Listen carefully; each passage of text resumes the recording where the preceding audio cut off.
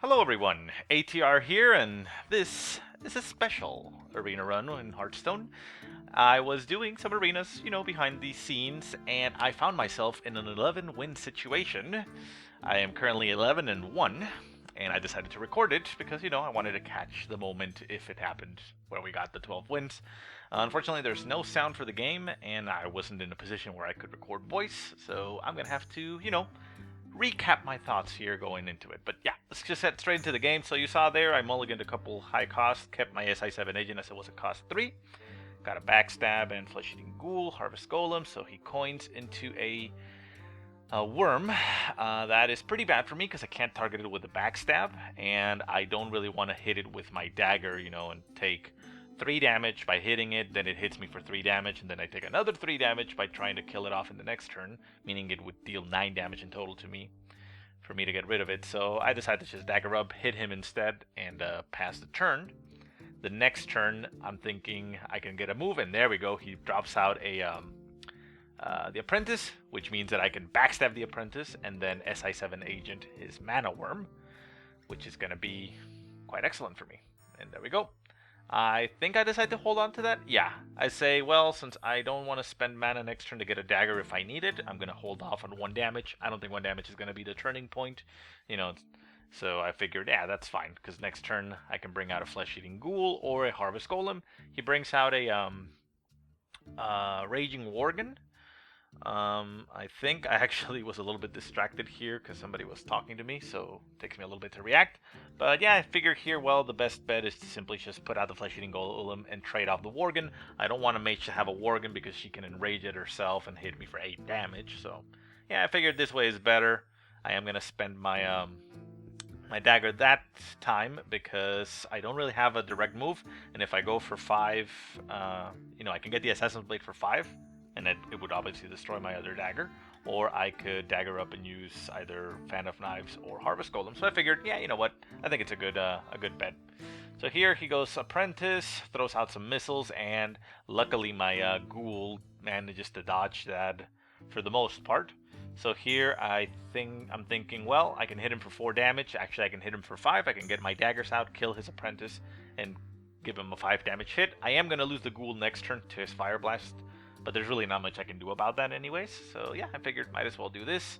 Take out his Apprentice and hit him for 5, and that way I have a 3 damage weapon already in hand, and he is only going to be able to utilize 3 mana next turn. So I'm feeling like I'm in an okay spot here. And next turn, I have 6 available, so that would mean I can go for an Archmage. So yeah, that seems fine. So he goes for the Money Berserker and kills my guy off as I thought. So yeah, easy move. Yeah, Archmage and kill off his Money Berserker. No real thought going behind that because I'd rather put out the Archmage rather than the Arcane Golem, right?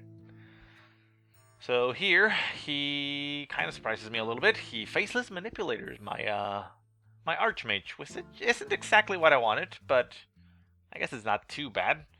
Now here, I think I'm actually going to take quite a while because I was figuring out a way of getting rid of that Archmage. I didn't want to blow my Assassinate on that one right now, because I'm thinking the Assassinate can come in handy later on for something bigger. So I'm thinking, okay, well if I hit it, I do have the spell power, which means I can use my Fan of Knives to blow stuff. I'm also a little bit worried because I'm thinking, well, next turn, the mage does have Flame Strike available. So if I hit his Archmage with my Archmage, it's going to be down to 3 health, which means it's in Flame Strike range very easily. So I would lose it and anything else that I bring out. So here I'm thinking, well, I do have an Ancient Brewmaster. So what I can do is that I can go ahead and take out his Archmage, put out an Arcane Golem that comes back to life if it does get flame struck, and I bring back my Archmage. The Youthful Brewmaster does obviously die to the Flame Strike, but I wanted to keep the Archmage around simply for the possibility of using it with the Fan of Knives a little bit better. Not exactly sure if that was a good move to do, but like I said, I was worried about a Flame Strike coming down, so I'm like, okay, that felt kind of okay, because here he's probably not going to Flame Strike now because he doesn't really get much of a benefit, and I'm still left with a minion on the field. So he decides to do Ironfur Grizzly, and attack me directly. So here I'm thinking, well, I just hit the Iron Fur Grizzly and toss a couple other things out on the field. However, I am not entirely sure I want to drop that Knife Juggler that I just got, because that would give him a lot of things to Flame Strike, which I guess maybe might be a mistake. I mean, maybe you shouldn't try to work too much around Flame Strike, but I mean, it just seems like it would be too much. So I figured, okay, well, I'll just take care of that guy. I'll put out the Archmage, since the Archmage survives a Flame Strike very easily, and I'll hold off on my Knife Juggler and just get another pair of daggers, as I just burned my hand.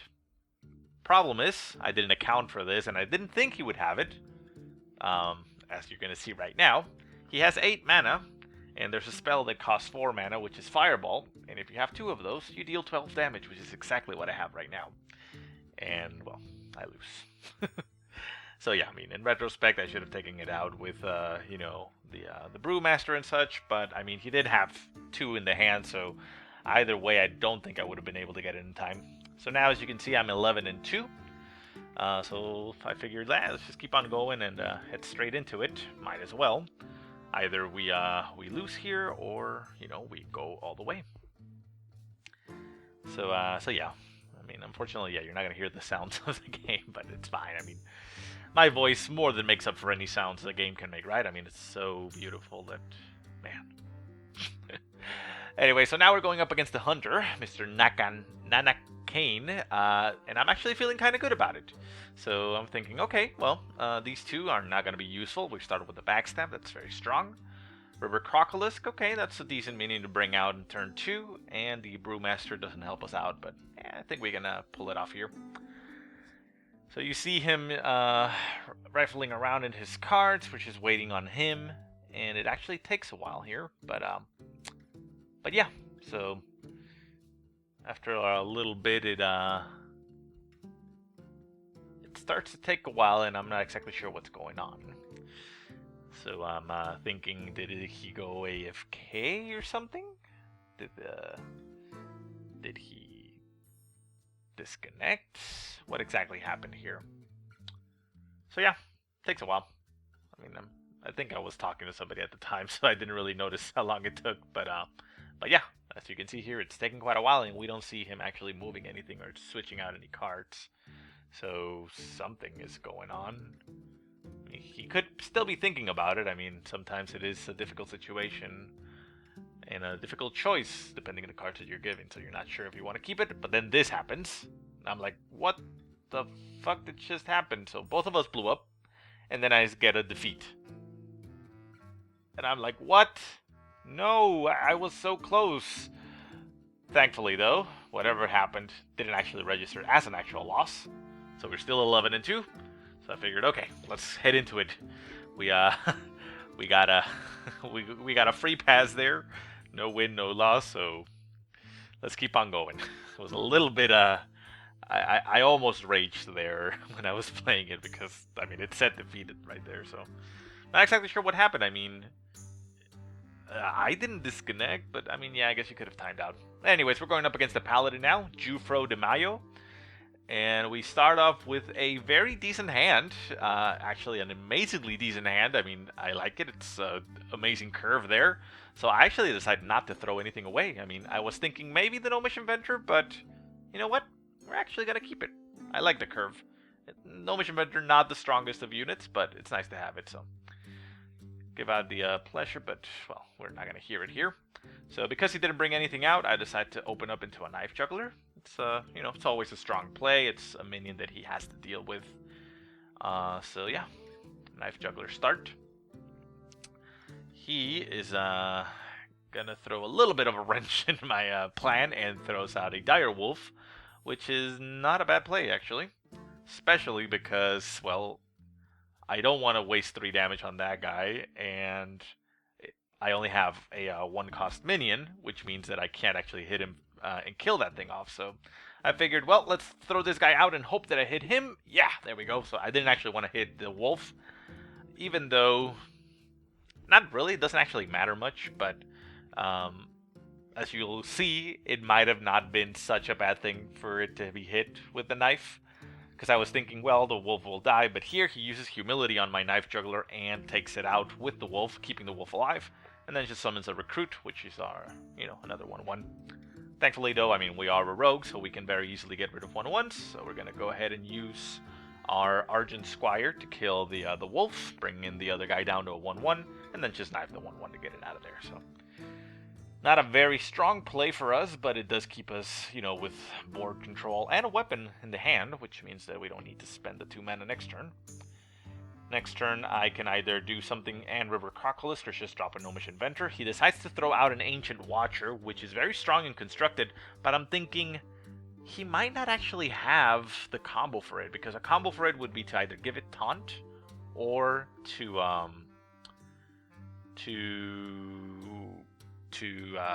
silence it so that it can actually attack. So I'm thinking, well, if he does have it, I'm in bad trouble. But if not, I'm not gonna play thinking that he does. So I just decide to go ahead and throw out my Gnomish Inventor. And since I got the Molten Giant, I'm also thinking, well, I can actually afford to start taking down a lot of his minions with my daggers, so that my health comes down to the point where I can bring out a Molten Giant. So here he brings out a Smith. Like I said, I don't really care about the Ancient Watcher. I don't want to try to focus him down, because here I was thinking, well, I have 3 damage on the board, and I have 2 damage that I can throw out with the SI7 Agent. So I can River Crocalist SI7 Agent and kill the Ancient Watcher. But it's not a threat to me right now. I can't actually kill the Spiteful Smith, so I decide, you know what, I'm going to ignore those. I'm just going to hit him in the face and bring out my Silverhand Knight, which is a really strong 5 cost, and there we go. So that puts me in a very nice position. He does a very decent move here. He brings out a Argent Protector, or whatever it's called, and consecrates. So I'm in very bad shape here. It's like, oh shit, that is bad. I lost my 4/4, I lost everything else, and I'm down to a 2/2 now. So I could very easily just trade for the 2/2 here and be left with nothing on the board, but I'm thinking, no, I think there's a better way to do this. I think there's a better way. And I figured, well, I could drop the Archmage just by itself, but I don't think that's going to really help me much, because it doesn't actually kill his guy. So what I can do is combo into this guy and get rid of his Argent Protector, keep my 2/2 on the field, keep ignoring that 4/6, and just go for his face. That guy gets buffed to a 3/3, so I got 2 3/3s on the field and a 2/2. Those 3/3s, well, they're kind of immune to Consecrate. Not that they don't take damage, but they won't die for it. So he decides to go ahead and trade there to stop my my damage from getting a little bit too high. And yeah. Brings out a 5/5, which is very scary. Now I get the Spellbreaker, and here I'm thinking, I could silence his Loot Hoarder so that he doesn't get a card, but I'm not sure if it's worth it. I think I want the silence for something else. So I go for something a little bit different here. I think I figured, you know what? I can actually keep on beating on his face, and he can attack with his 4/5. He has a 4/3 and a 5/5. So I'm thinking, yeah, I should bring out guys and do this. So I go ahead and kill that, taking 4 damage to the face. Trade right there so that I still have a guy on the field, and keep attacking. So keep bringing guys out. He only has a 5/5 now on the field, and none of my guys can kill it. But yeah, I figured. I think those are good moves. I think it's kind of hard to recall exactly what I was thinking at the time, but trying it as best as I can, guys. So that Ancient Watcher is yet to become a problem. Brings out Ascension Shieldmaster. That's not really too good for us. The Tiger. I'm not exactly sure what he's going to do with it. I'm thinking he's probably going to attack me, though he could kill the 2/3 or the 3/1, either the highest damage or the highest health, if he's worried about that.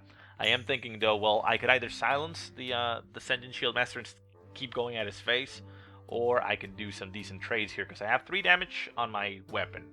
So I can trade one of the 2/2s for the Ascension, and then trade the 3/1 for the Tiger. So yeah, I mean, he decides to go and kill my highest health creature, and brings out a Scarlet Crusader.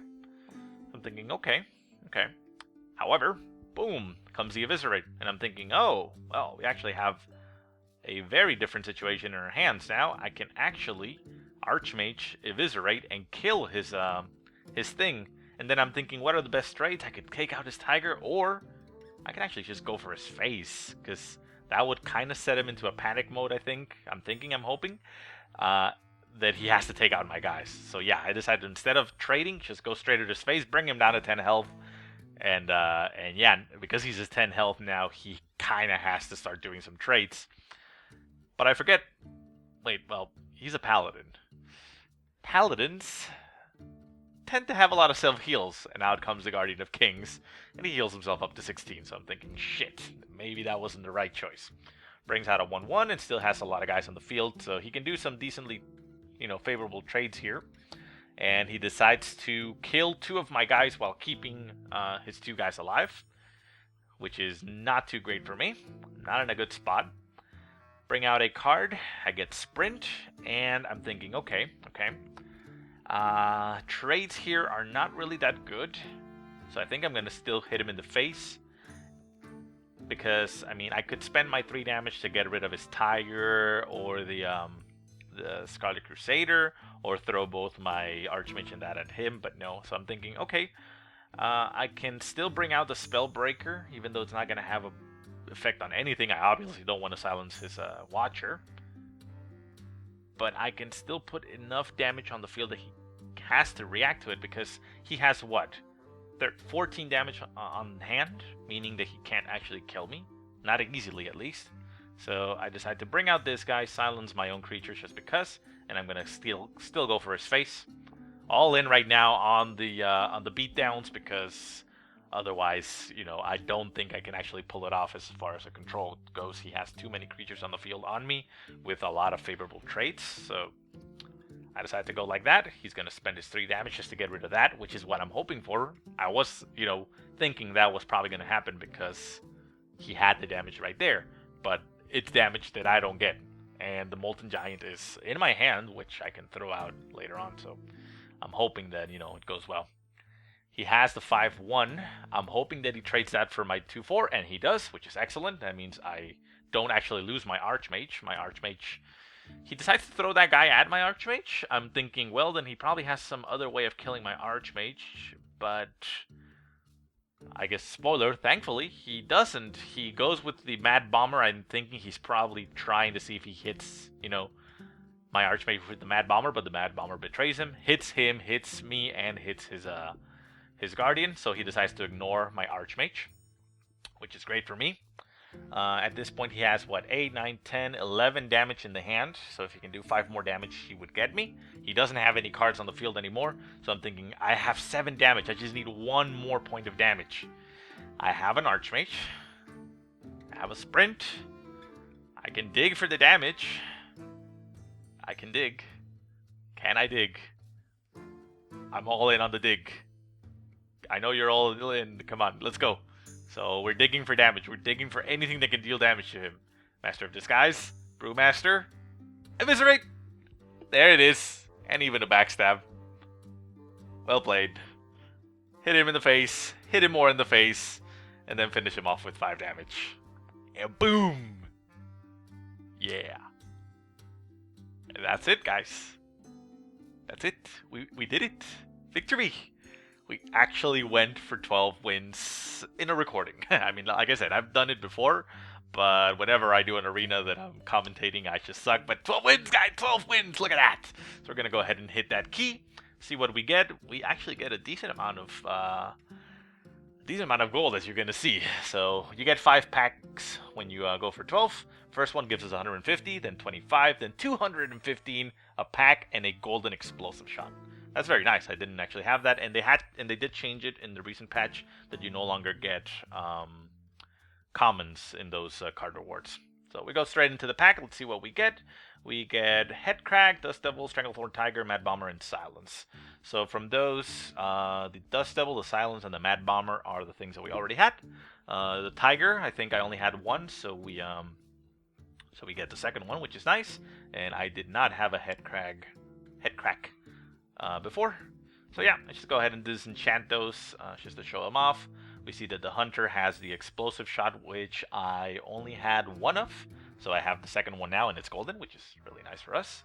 With the rogue, we get the head crack, which I had none of, and then lastly, we get the tiger. So I go through them. There it is, and there we go. Now we have 2 tigers, which is amazing.